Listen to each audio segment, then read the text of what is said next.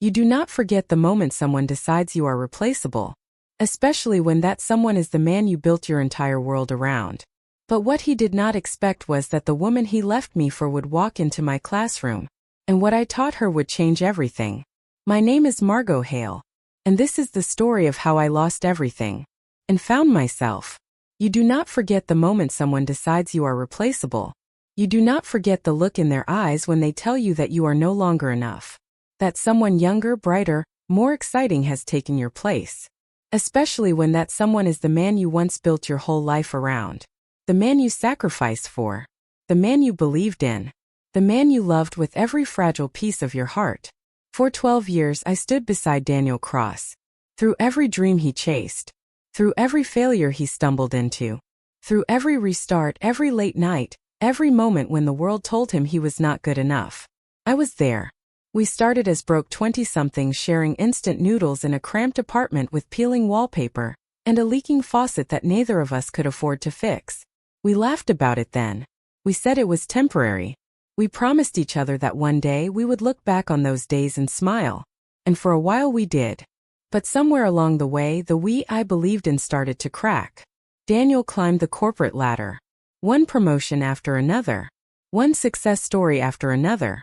And I became the woman who made sure his shirts were ironed for the climb. The woman who reminded him of his meetings. The woman who held everything together while he reached for the stars. I was not resentful. Not at first. I thought we were building something together. A partnership. A life. A future that belonged to both of us. I thought that when he succeeded, it would be our success. When he rose, we would rise together. But I was wrong. Because one day, we turned into her. Her name was Lila Brennan, 25 years old, fresh out of grad school with a degree in marketing and a smile that could light up entire rooms.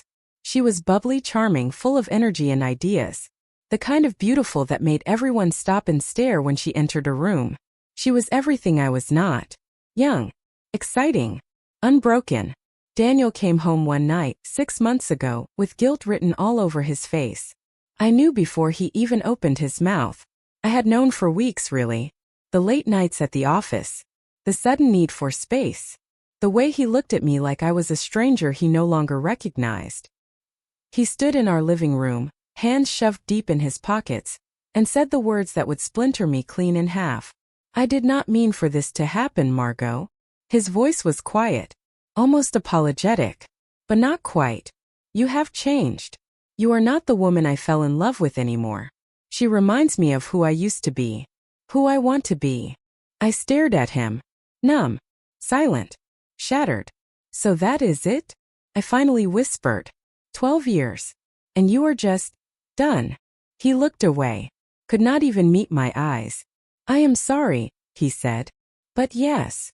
He packed his things the next day. 2 suitcases. A duffel bag. 12 years of our life together reduced to luggage he could carry out the door in one trip. And I stood there watching him leave, unable to cry, unable to scream, unable to do anything but feel the crushing weight of being replaced. For months after that I spiraled. I became a ghost in my own life. I went through the motions. Waking up, going to work, coming home to an apartment that felt too big and too empty all at once. My friends said things like, "You will find someone better," or "He will regret it." But the truth was I did not want better. I did not want someone else. I just wanted to be whole again.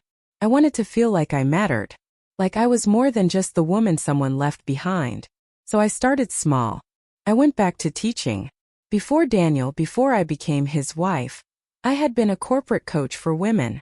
I helped them find confidence in leadership, communication, and negotiation. I trained them to own their voices, to stand tall in rooms full of men who underestimated them. It had been my passion, my purpose. But somewhere along the way I let it go. I let Daniel become my purpose instead. And now, in the wreckage of my broken marriage, that old passion became my lifeline. I started running workshops again. Small at first. Just a handful of women in a rented conference room. But word spread. Soon I was training young women in business strategy, emotional intelligence, and self-worth. Every session reminded me of who I had been before the heartbreak dulled me down. Every woman I helped reminded me that I still had something valuable to offer the world. I was rebuilding. Slowly. Painfully. But I was rebuilding. And then one day, 3 months into my new life, she walked in. Lila Brennan. The woman he left me for. She did not recognize me at first. My name was listed as Margot H. on the program, and she had probably never bothered to learn my last name anyway.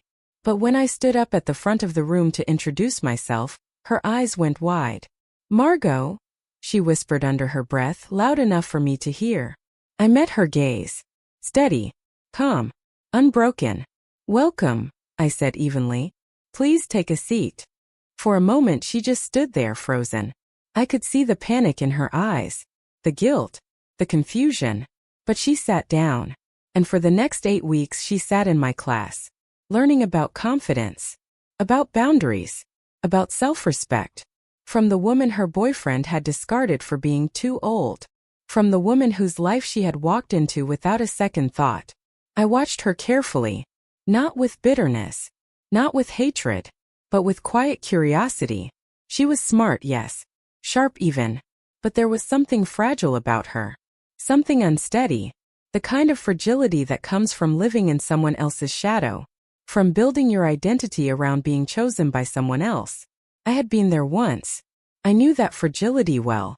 During the second week, we discussed emotional intelligence in relationships, how to recognize when someone is manipulating you, how to set boundaries with people who drain your energy. Lila was quiet that day, but I saw her scribbling notes furiously. During the fourth week, we talked about self-worth, about how women often shrink themselves to fit into the lives men design for them, about how we lose ourselves in the process. Lila looked up at me then, eyes glistening, and I knew she was beginning to see it. By the 6th week, she started asking questions. Real questions. Not just about business strategy or career advancement, but about life, about relationships, about knowing when to stay and when to walk away. I answered every question honestly, without judgment, without cruelty, because I realized something important during those 8 weeks. This was not about Daniel. This was not about revenge. This was about helping a young woman see what I had taken years to learn. That being chosen by a man does not make you valuable. That love should not require you to shrink. That strength is not the opposite of softness. When the final session ended, Lila approached me. Her hands were trembling. Her eyes were red. I did not know how strong you were," she said softly. "He told me you were controlling, cold, that you had stopped caring about him." I smiled. Not bitterly, just knowingly. "People always rewrite the story to make themselves the hero," I said gently. "It is easier than admitting they are the villain." She bit her lip, looked down at her hands. "He has been different lately," she whispered. "Distant. I thought it was me. I thought I was not enough." I stepped closer, placed a hand on her shoulder. "Maybe," I said. "Or maybe he just does not know how to love someone who sees through him." She looked up at me then, and in that look I saw it. The realization, the unraveling, the seed of strength sprouting in the ashes of everything she thought she knew. 6 months later, I received an email from her. The subject line was simple. "Thank you." I opened it, unsure of what I would find inside. "Margot," it read. "I left him. You were right. He does not know how to love anyone he cannot control. I got a new job in a different city. I am happy, truly happy, for the first time in a long time. Thank you for showing me what strength looks like." Attached was a photo. Lila standing in front of a new apartment building, smiling wide, eyes bright and clear. Free. I stared at the screen for a long time. Not out of vindication. Not out of satisfaction. Out of peace. Because for the first time I understood. My revenge was not that she left him. My revenge was that I helped her see why she should. That I gave her the tools to save herself. That I chose grace over bitterness. Strength over cruelty. And in doing so, I had saved myself too. A year later, my coaching program was fully booked. 6 months out, I was speaking at conferences across the country, mentoring women in Fortune 500 companies, helping them navigate boardrooms, negotiations, and the complicated politics of being a woman in a man's world. I published a book, Unbroken Lessons, Finding Strength in the Ruins. It became a bestseller within 3 months. Women wrote to me every day, thanking me, telling me their stories, sharing how my words had helped them find their way back to themselves. I was not the woman Daniel had left behind anymore. I was not the woman who had shrunk herself to fit into his life. I was whole. I was strong. I was free. One evening after a speaking event in the city, I saw him again. Daniel. He was standing in the back of the auditorium, hands in his pockets, watching me with an expression I could not quite read. When the crowd thinned, he approached me slowly. He was holding a copy of my book. "Margot," he said, almost tenderly, "you have done well for yourself." I met his gaze. Steady, calm, unshaken. "You could say that," I replied. "But really, I just stopped doing well for you." He flinched. Just slightly. But I saw it. He gave a small, regretful smile. The kind of smile people give when they realize too late they have lost something irreplaceable. "I made a mistake," he said quietly. "Leaving you. I see that now." I tilted my head, studied him for a moment. "Maybe," I said. "But it was the best mistake you ever made. For both of us." He looked down at the book in his hands. "Could you sign it?" he asked. I took the book from him, opened it to the title page, and wrote, "To Daniel, thank you for leaving. You made room for the best version of me." I handed it back to him, and without another word I walked away, because I no longer needed his validation. I no longer needed his regret. I had something far more valuable. I had myself, and that was more than enough. Looking back now, I realize that heartbreak was not the end of my story. It was the beginning of understanding that my worth was never tied to being loved by him, that my value was never dependent on being chosen. I was always enough. I just needed to be broken open to see it. And in the process of healing myself, I helped another woman find her strength too. That is the real story. Not the betrayal, not the pain, but the rising, the rebuilding, the reclaiming of everything I thought I had lost. My name is Margot Hale, and this is the story of how I lost a man who did not deserve me, and found a life that did. He left me for a younger woman, but I trained her, and she left him too. Not because I told her to, but because I showed her what she deserved. And in showing her, I finally saw it for myself. Some people say revenge is petty, that it makes you small. But I learned that the greatest revenge is not destroying someone. It is becoming so whole, so strong, so undeniably powerful that their absence becomes irrelevant. Daniel thought leaving me would set him free, but it set me free instead. And that is the most beautiful irony of all. Because while he is still searching for the next woman to complete him, I have learned that I was never incomplete to begin with. I was just with someone who could not see my worth. And now I spend my days helping other women see theirs, teaching them that they are not defined by who stays or who leaves, that their value is inherent, not earned, that strength is not about never breaking. It is about how you put yourself back together. Every woman who walks into my classroom is a reminder of why I do this work. Every success story is proof that we are stronger than we think. And every time I stand in front of a room full of women who are struggling, searching, surviving, I remember where I was a year ago. Broken, lost, invisible. And I remind them that they will not stay that way forever. That pain is temporary, but the strength you built from it is permanent. I have rebuilt my life from the ground up, and it is more beautiful than anything I had before.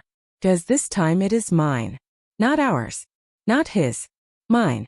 And no one can take that from me. So if you are reading this, if you are listening to this, and you are going through your own heartbreak right now, I want you to know something. You will survive this. You will rebuild. And one day, you will look back and realize that the person who left you did you the greatest favor of your life. Because they made room for the person you were always meant to become. The person who does not need anyone else to feel whole. The person who knows their worth without needing validation. The person who stands tall, unshaken, unbroken. That person is you. And they are waiting for you on the other side of this pain. So keep going. Keep healing. Keep rising. Because your story is not over. It is just beginning. My name is Margot Hale. And I am living proof that the best revenge is becoming the woman you were always meant to be. He left me, but I found myself. And that is worth more than anything he could have ever given me. This is my story. And I am just getting started. The months following Daniel's departure were a blur of grief and emptiness. I would wake up in the middle of the night, reaching for him out of habit, only to find cold sheets beside me. The silence was deafening. I stopped cooking meals. What was the point of cooking for one? I stopped answering calls from friends. Their pity felt like poison. I stopped looking at myself in the mirror, because the woman staring back at me looked hollow, defeated, used up. But somewhere in that darkness, a small voice whispered, "You are still here." And that was enough to make me try. I started with small things. Taking walks in the morning, drinking coffee on the balcony instead of rushing through it, reading books I had put aside for years. I started journaling, writing down every feeling, every thought, every jagged piece of pain. And in those pages I started to see patterns. How I had made myself smaller over the years. How I had stopped pursuing my dreams to support his. How I had accepted breadcrumbs of affection and called it love. I had been complicit in my own erasure. And that realization was both devastating and liberating, because it meant I had the power to change it. So I did. I reached out to my old contacts in the coaching industry, people I had worked with years ago, people who remembered me as sharp, confident, unstoppable. They welcomed me back with open arms. "We have been wondering when you would come back," one of them said. "You were too good to just disappear." And slowly, piece by piece, I rebuilt my career. The first workshop I ran had only 8 women. But those 8 women became my foundation. They shared their stories with me. Stories of being overlooked at work, of being underestimated by colleagues, of doubting their own voices.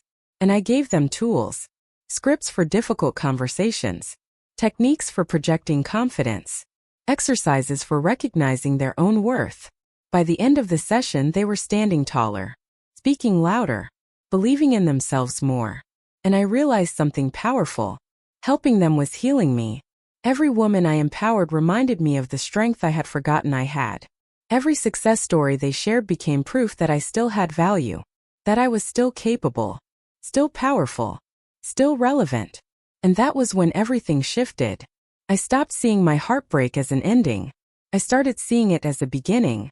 By the time Lila walked into my classroom, I was no longer the broken woman Daniel had left behind. I was someone new, someone stronger, someone who knew her worth. And when I saw her sitting there, nervous and small in the back row, I felt something unexpected, compassion, because I knew what it was like to tie your identity to a man, to believe that being chosen by him made you special, to lose yourself in the process. I had been her once, and I knew how that story ended. So I decided to give her something Daniel never gave me, the truth. I did not coddle her. I did not make it easy, but I taught her everything I wish someone had taught me. That relationships built on insecurity do not last. That men who leave their partners for someone else will do it again. That real love does not require you to shrink. And she listened. First she resisted. I could see it in her body language. The way she crossed her arms when I talked about red flags in relationships. The way she looked away when I mentioned emotional manipulation. But slowly, over the weeks, she started to soften. She started asking questions. How do you know when someone really loves you? How do you set boundaries without feeling guilty? How do you walk away from something you have invested so much in? And I answered honestly. You know someone really loves you when they celebrate your growth, not fear it. You set boundaries by remembering that protecting your peace is not selfish. You walk away when staying costs you more than leaving. I watched her absorb those words. I watched them sink in. And I knew the moment she started to wake up. It was during a session on self-respect. I asked the group a simple question. What are you tolerating in your life that you would never accept for your daughter, your sister, your best friend? The room went silent. And Lila started to cry. Not loud, dramatic sobs. Just quiet tears rolling down her cheeks. After class, she stayed behind. Can I ask you something? She said, voice trembling. Of course. Do you hate me? I looked at her for a long moment. No, I said. I do not hate you. I feel sorry for you. She flinched. Why? Because you think you won something when he chose you. But you did not win. You just inherited a man who does not know how to stay. She looked down. He said you were controlling. that you stopped supporting his dreams, that you became bitter. I nodded slowly. And you believed him. I did not know what else to believe. That is the problem, I said gently. You never asked for my side of the story. You just accepted his version as truth. She was quiet for a long time. What is your side? She finally asked. I took a deep breath. My side is that I gave him 12 years of unwavering support. I put my career on hold so he could chase his. I forgave him for taking me for granted. I stayed through every rough patch, every doubt, every moment when he made me feel small. And when I finally started asking for more, he called me controlling. When I stopped accepting less than I deserved, he called me bitter. Her face crumpled. I am so sorry. I do not need your apology, I said. I need you to learn from my mistake. What mistake? Believing that being loved by him was more important than loving myself. That was the moment everything changed for her. I could see it in her eyes. The walls coming down. The truth seeping in. And 3 weeks later she stopped showing up to class. At first I thought maybe she could not handle the truth. That maybe she had chosen to stay in denial. But then I got that email. And I realized she had not run away from the truth. She had run toward it. She had left him. And in doing so, she had saved herself. When I read her email, I felt something I had not expected. Pride. Not because she had left Daniel, but because she had chosen herself. And that is what this was always about. Not revenge. Not justice. Not evening the score. But helping someone see their own worth before they lost themselves completely. The same way I had. A year after that email, my life was unrecognizable. I was traveling for work. Speaking at conferences. Training corporate teams. I had built something real. Something that mattered. And it had nothing to do with Daniel. It had everything to do with me finally believing I was enough. One night, after a particularly powerful workshop, a young woman approached me. She was in her early 30s, eyes red from crying. Thank you, she said. My husband left me 6 months ago for his coworker, and I thought my life was over. But listening to you tonight, I realize it is just beginning. I hugged her. You are going to be okay, I whispered. Better than okay. And I meant it. Because I was living proof.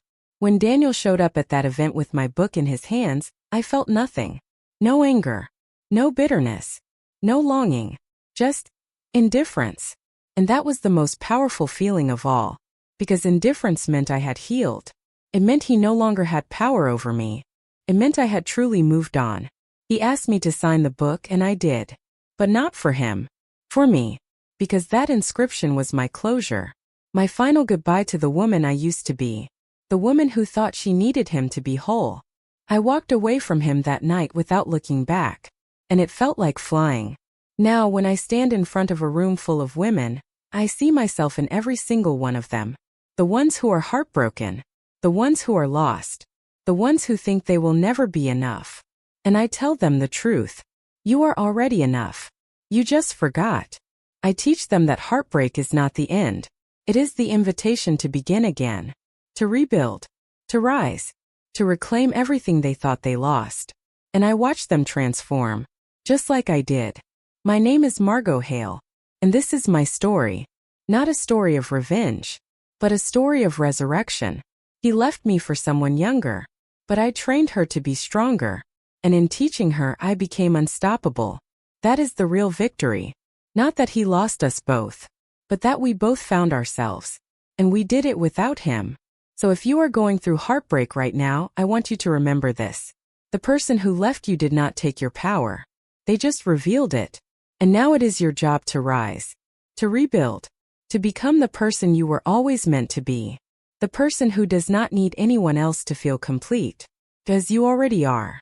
You just forgot. But you will remember. And when you do, you will be unstoppable. Just like I am. If this story touched your heart, if it reminded you of your own strength, or if you know someone who needs to hear this message, please subscribe to our channel. Share this story with a woman who needs to know she is not alone.